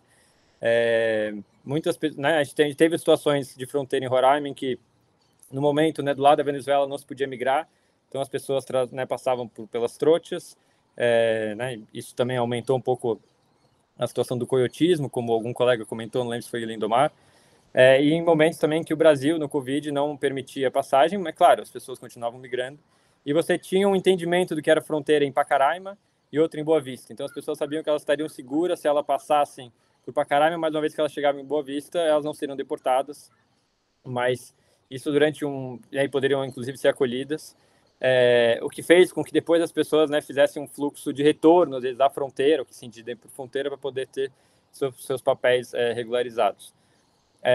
Eu acho que isso criou, né, um medo muito grande de uma boa parte da população que estava, né, em Boa Vista, mas também um entendimento, né, acho que seria necessariamente pensar assim, o que é fronteira, talvez não do ponto de vista antropológico, mas do ponto de vista de política pública mesmo, né? Só para dar um exemplo também mais concreto, né? A gente entende que uma criança, por exemplo, que chega sem papéis, sem documentação na fronteira, ela tem como representante, né, alguém que pode garantir a regularização de documentos dela, apenas a Defensoria Pública, né, federal, que só fazer esse papel em Pacaraima ou nos aeroportos internacionais, como Guarulhos. Mas essa mesma instituição não poderia fazer uma atuação em Boa Vista, por entender que não se tratava de fronteira.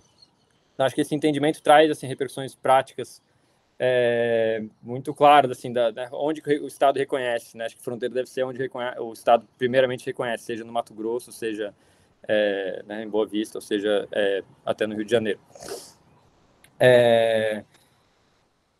Eu acho que outra, né, dificuldade, acho que é um dos únicos textos que eu li, inclusive por recomendação do Rabossi, foi o texto da Malc, né, sobre categoria política de refúgio.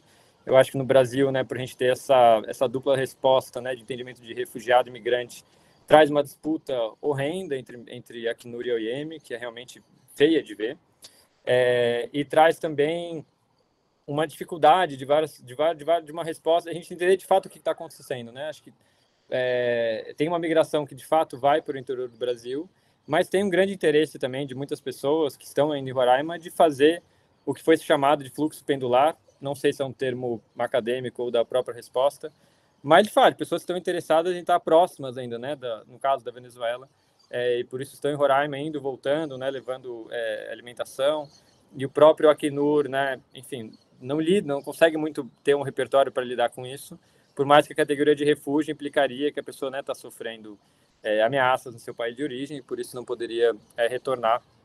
E às vezes a pessoa tem que pedir várias vezes o refúgio, o que já retira a própria nossa noção do conceito, então teria que se pensar de forma particular. Eu acho que algo que se precisaria, assim, há pouco estudo também sobre a vinculação, no caso do Brasil, do garimpo ilegal, da fronteira, de exploração sexual, em área indígena também. Acho que para a primeira de conversa, que foi algo que me chocou muito também quando eu cheguei, a Operação Acolhida inteira se faz dentro de terra indígena, né? Pacaraí é uma cidade ainda que não é regularizada, não existe como cidade. Você tem 3 abrigos, 2 abrigos, no caso, na fronteira, um que já foi o maior abrigo da América Latina, que era o BV8, dentro de área indígena, e sequer com nenhuma consulta com a população do território São Marcos, e isso absolutamente passado em branco, assim. Cidade que foi fundada, inclusive por garimpeiros, que saíram da Raposa Serra do Sol quando teve a demarcação.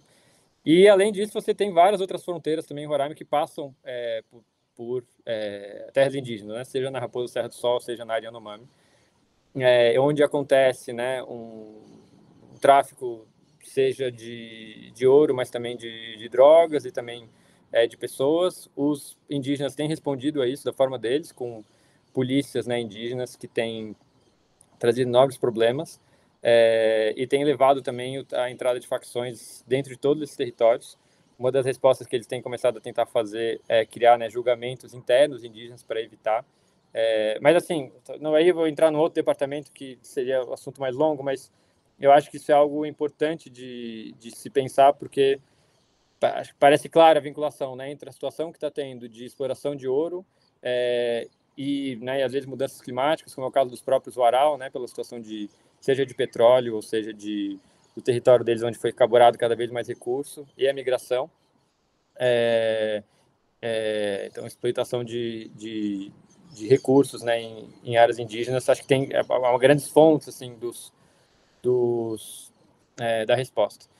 E você tem também esses setores vulnerabilizados, que é onde vai a maior parte do financiamento. Então, eu acabei lidando muito com o que se chama de criança desacompanhada na fronteira, que por ter também uma certa facilidade de regularização migratória, acabam sendo também alvo daí dessas facções, por ter uma entrada facilitada para atuar justamente para as facções. Então, no caso, foi a primeira vez que a gente escutou de PCC dentro dos abrigos que estavam atuando diretamente também em território indígena. Então tem uma vinculação meio clara que eu acho que ainda é pouco explorada e pouco pensada. E eu acho que esse é um outro ponto também, até que ponto essa resposta de abrigos, que se centralizou muito em Boa Vista, chegou a ter acho que mais de 10 abrigos, e como as 2 motes da resposta, que foi muito bem internalizada pelos militares, eram acolhimento, que é um pouco a lógica do Acnur de proteção, e interiorização, virou a palavra de ordem do Exército e depois um pouco assumido pela OIM. Então, nunca se pensou muito numa aproximação da política pública. O acolhimento, como ele é um momento inicial, ele possibilita você sair do acolhimento com uma forma com um pouco mais de autonomia.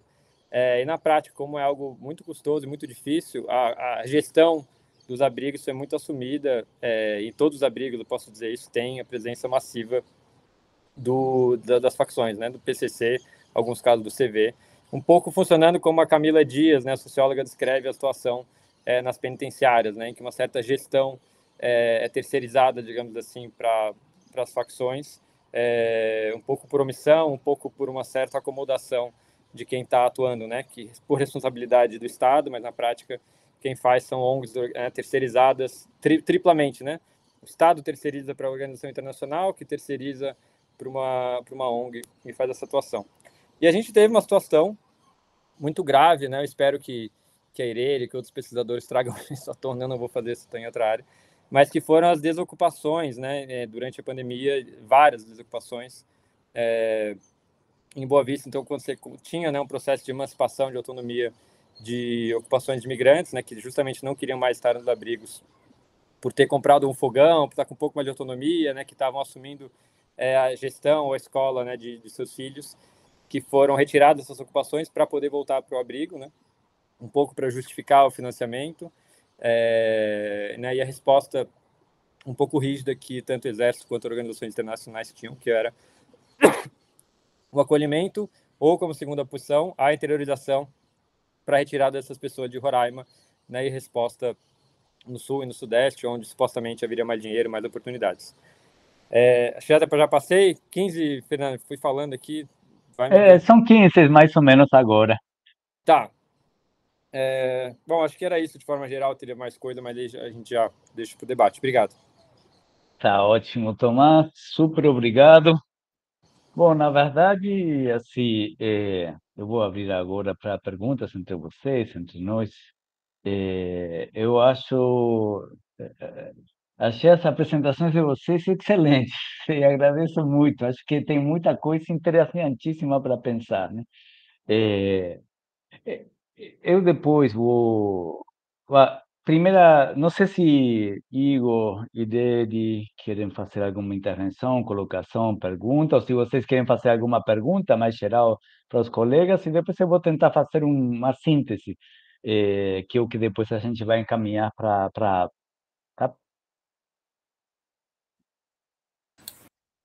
Pode seguir, Fernando. A essa hora eu já não consigo fazer muita coisa.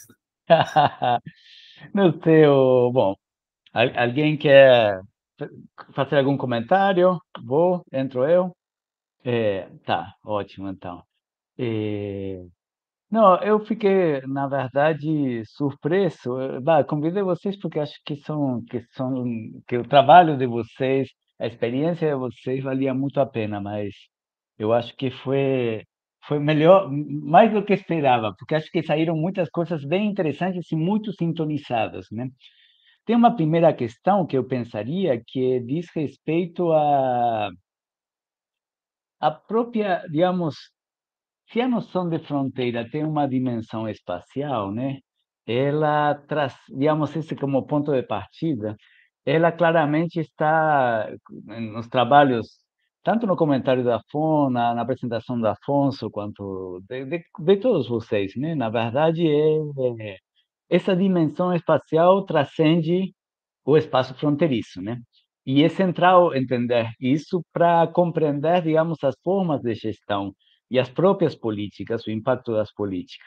Talvez o caso mais extremo, se se quer, dessa localização e intervenção no espaço fronteiriço seja o último caso que Thomas trouxe, né? Que é, digamos, pensar precisamente como espaço de intervenção de toda uma política, uma gestão territorial que, precisamente, dentro de uma certa lógica securitária e paternalista, que vem junto as duas coisas, ela localiza a intervenção a partir de formas de gestão da própria acolhida e depois, digamos, a saída é precisamente a interiorização, né, do migrante. Eu acho que tem aí uma questão para pensar que a própria ideia de que o Afonso começou a sua fala precisamente chamando a atenção disso e claramente na apresentação da Catalina aparece, digamos, apareceu também com Rosa, que é a ideia de, digamos, de ou verticalização da fronteira, ou de interiorização da fronteira, ou de, digamos, já apareceram nas outras mesas, né? Que, digamos, a fronteira deixa de estar no limite, né, internacional. Ela passa a estar presente em todos os territórios e as formas de gestão de limites internacionais, a fronteirização se interioriza, né? Se interioriza, chega em todas partes, né? Acho que esse é um pouco a questão. E é um modelo, né? Um modelo de gestão, o Igor hoje apresentou um pouco sobre isso, um modelo de gestão mais geral, né? Que acho que esse é o segundo ponto interessante para pensar, que é essa combinação entre um certo, digamos, em uma securitização dos fluxos migratórios, junto com, digamos, como chamarlo, digamos, uma gestão paternalista ou, digamos, humanitária muitas vezes, mas uma gestão, digamos, que esvazia de agência o imigrante e o torna simplesmente como objeto de ajuda, ela vem junto com toda uma série de questões mais amplas, né, que acho que é fundamental pensar, né?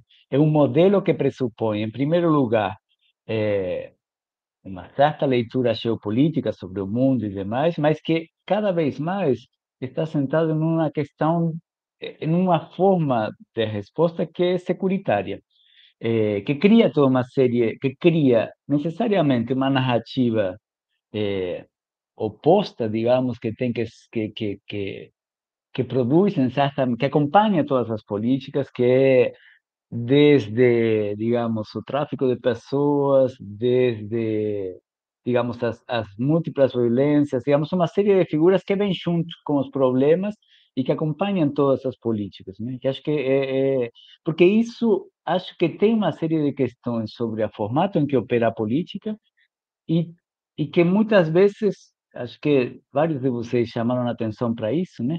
Eh, ela traz, digamos, eh, eh, eh, ela nos coloca uma armadilha na qual todo, digamos que tipo a ação humanitária nos coloca uma armadilha que muitas vezes vem junto com essas políticas, mas que na verdade ela vem com um pacote mais amplo de medidas e de formas de gestão eh, que colocam, que nos limitam na própria operação, né? E muitas vezes os governos operam a partir desse pacote que vem meio que montado, quando na verdade nós temos capacidade de criar alternativas, né? Alternativas de vários sentidos, alternativas de política mais ampla, alternativa da própria inserção eh, sobre os fluxos migratórios, sobre os quais, digamos, se abrem as portas, como se categorizam, até, digamos, a forma em que vamos a nomear esses atores, quanto também as políticas, né? Um pouco interessante que trazia a Catalina, e também a Rosa, né, sobre São Paulo e demais, mas Catalina os refúgios, eh, é possível pensar alternativas de gestão, por exemplo, nos abrigos, que são diferentes que os abrigos militarizados, ou, em certa medida, pensados em uma lógica mais de, sei lá, digamos, acampamento, gestão, digamos, há uma forma diferente de pensar abrigos, talvez, que podem ser pensados dentro do tipo de políticas que observam, digamos, e gestionam a entrada e a saída de outras formas também. Assim como com os abrigos, com tudo, né? Eu acho que a forma, digamos, de o que vai aparecendo nos municípios de fronteira, nos municípios como as grandes cidades, tanto na educação, na saúde, quanto na cultura, acho que são como modelos para pensar alternativas que de fato estão acontecendo na prática, né? Mas que não são pensados como políticas gerais. É difícil pensar políticas gerais fora desse modelo que vem meio que formatado e que reproduz muitas formas de gestão meio que, digamos, são funcionais para a gestão das migrações que os países centrais e as agências vão se comprometendo, né, a gerir.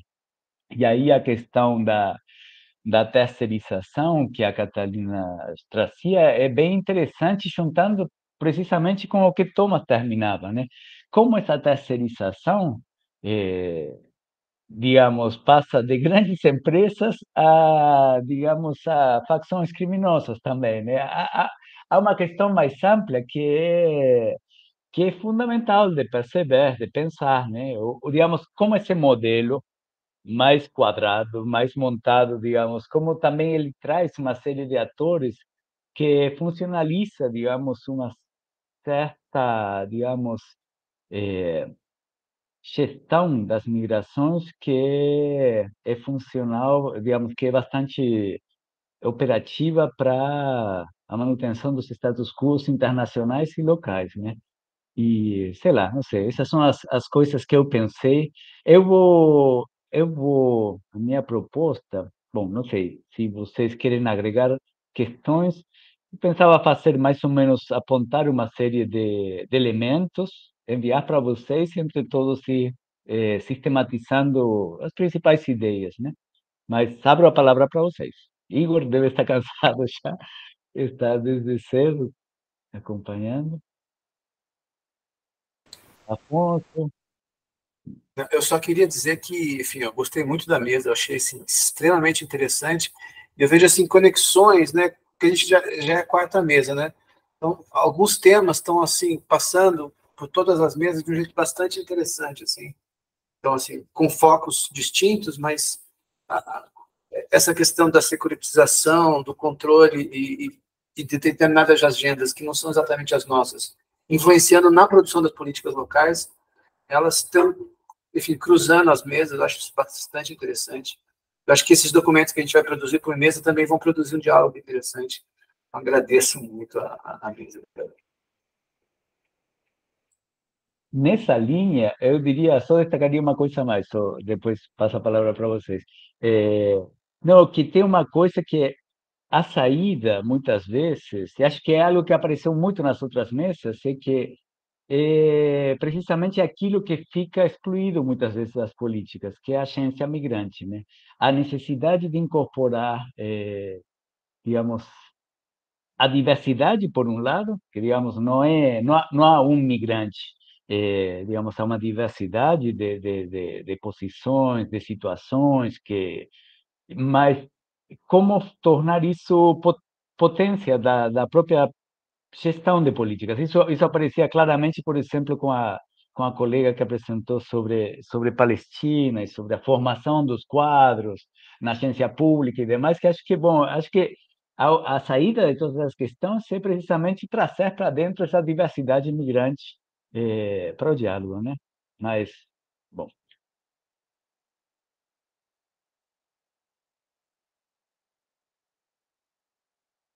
Bom, eu acho. Rosa. Pode. Não, acho que o Lindomar queria falar também, né? Queria, mas você levantou primeiro, Rosa. Pode falar. Não, é só fazer um comentário. Acho que o Fernando, ele sempre tem essa capacidade de sintetizar as coisas que eu fico sempre muito admirada. E aí, pensando nessa lógica do securitário, eu comecei falando um pouco disso, né? Eu acho que esse governo das migrações, né, que é um governo da segurança, de certa forma, a única possibilidade, como é que eu posso, não estou conseguindo muito formular, mas a única possibilidade é o governo do humanitário, né? Eu acho que isso que é a questão um pouco, né? Como a securitização só possibilita, de certa forma, o governo do humanitário. Não haveria um outro governo possível, né? E aí eu acho que esse é o ponto. Então, quando a gente tem que falar em políticas, a gente acaba disputando, de certa forma, né, essa gramática do humanitário quanto à gramática possível a ser disputada, mas o quanto, sei lá, eu acho muito difícil trabalhar fora dela, de certa forma. Isso que é complicado, né? Isso que é, sei lá, desafiador, de certa forma. E aí, um outro ponto que o Fernando trouxe é dessa terceirização. A gente, nessa pesquisa do ISER, a gente argumentou um pouco como as agências para migrantes e para refugiados trabalhavam, sobretudo no caso de São Paulo, na época, né, isso já deve ter sido transformado, mas quase como um mosaico de atuações, né? E esse mosaico de atuações, por um lado, ele era muito prejudicial, porque tinha problemas de comunicação entre as agências e várias esferas, né, várias questões que se reclamava, uma certa disputa de mercado pela gestão da migração, né, assim, entre essas agências. Mas, de outro lado, esse mosaico ele possibilitava algumas brechas, sabe? Isso que é interessante de pensar essa terceirização também. Ótimo, Rosa. Ótimo. Bacana. Lindomar e Tomás. Querido, muito obrigado pelo convite, né, e por essa síntese que você faz, né? Aí no final, eu acho que aqui a gente está aqui também nesse momento, como foi a minha própria apresentação em construção, né, de uma pesquisa em andamento e tudo mais, e também sabendo que tudo tem seus limites e suas dificuldades, né? Eu apresentei muito geral isso, né? Talvez essa questão das políticas municipais de acolhida pode ser um espaço de avanço nessa direção, mas também são muito limitadas, né? A gente tem também as questões de toda a ordem, como é, por exemplo, a história, né, no caso mesmo de Foz do Iguaçu, com dificuldades de inserção, por exemplo, na Secretaria de Educação, né? Ou seja, tem umas dificuldades nessa história de proposição, né? Eu acho que os colegas de Corumbá estão avançando muito mais, porque não só pelas dimensões do município, mas porque, principalmente, o grupo do Marco Aurélio, com Migrafron, tem essa capacidade e, naquele momento, estava justamente, ou seja, agora nos últimos anos, estava construindo esses protocolos, essas políticas, na ideia até de se tornar lei municipal e tudo mais.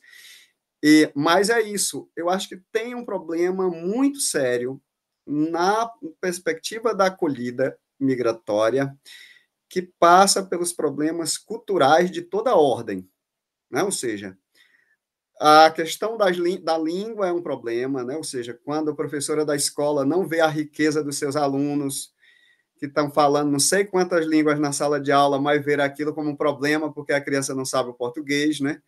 Então, ou seja, essa de ordem de políticas interculturais é um problema seríssimo que está na educação, está na saúde, está em outros âmbitos, né? Então, por isso que lá a ideia desses intérpretes, mediadores culturais, aparece como força, mas até agora, né? Ou seja, pelo menos que está desde os protocolos, pouca coisa avança, né? Aí você tem atendente que vai colocar dados, né, sobre os alunos, mas se o pai está falando um sotaque paraguaio, já coloca que o filho é paraguaio, né? Então, ou seja, são várias questões dessa questão também do âmbito do atendimento, da falta das coisas traduzidas em várias línguas, na questão mesmo do atendimento. Então, são várias questões que passam pelas questões de língua e cidadania, nessa parte de acolhida migratória. Mas, claro, que o exemplo que eu estou é para além deste governo humanitário, mas também com esses limites do poder local, né? Então, acho que era um pouco essa reflexão, e só, assim, dizendo que, assim, acho muito interessante essa ideia de que as fronteiras estão em vários âmbitos, mas continuam estando, né, sobreposições de fronteira nos territórios de fronteira internacional. E também é uma questão muito importante para a gente refletir. Eu gostei muito da apresentação da Rosa, da Catalina e tudo, porque eu acho que é uma questão que, de certa forma, eu não trouxe aqui na apresentação, mas uma questão que é importante a gente fazer como pesquisador desta área de migração e fronteira, é que nossos corpos são fronteiras. Não é? Ou seja, nossos corpos são fronteiras, no sentido de que, no próprio processo de pesquisa, os nossos lugares, a maneira como somos, nas várias interações que fazemos nas nossas pesquisas de campo, estamos sempre sendo posicionados em determinados lugares, não é? Assim como posicionamos os outros em nosso trabalho, né? Então, eu acho que essa perspectiva do corpo fronteira, ou do corpo território fronteira, que eu acho que estava muito atravessado na fala da Rosa, né, na maneira como como na França e em Congo, né, a presença dela estava ali, né, situada em vários momentos, mas também a Catalina, né, que levantou muito essa ideia, né, de que, né, esses próprios territórios estão passando e estão produzindo outros marcadores, e marcadores esses que passam pelo corpo, né? Então, eu acho essa uma observação importante para a gente fazer do nosso diálogo de hoje. Ótimo, Lindomar. Super obrigado. Boas ideias. Tomás. Sim. Bom, Afonso, Catalina, vamos encerrando, então. Eu agradeço enormemente a participação de vocês, as intervenções. Eu acho que eu sempre fico surpreso com como dos diálogos surgem ideias boas, né? A questão é aproveitá-los agora e seguir para frente. Ao migrar, foi modificada a data, passou para novembro. E, bom, a Catalina vai estar. Fala. Ainda sem data exata. Ainda sem data exata, olha só. Eu tinha até comprado a passagem, mas como tem também pesquisa de campo para fazer, pesquisa, né? a gente vai e faz outras Isso. coisas em voz. Isso é. Situação. Mas, bom, nos próximos dias, então, eu espero amanhã já mandar um roteiro para vocês de nossas sugestões. E, bom, agradecer enormemente para Igor, para a Aba também. E continuamos no diálogo e na discussão e nas propostas, tá? Muito obrigado a todos, gente. Obrigado, Muchas queridas gracias. e queridos. Gracias. Obrigado. Hasta luego. Obrigado.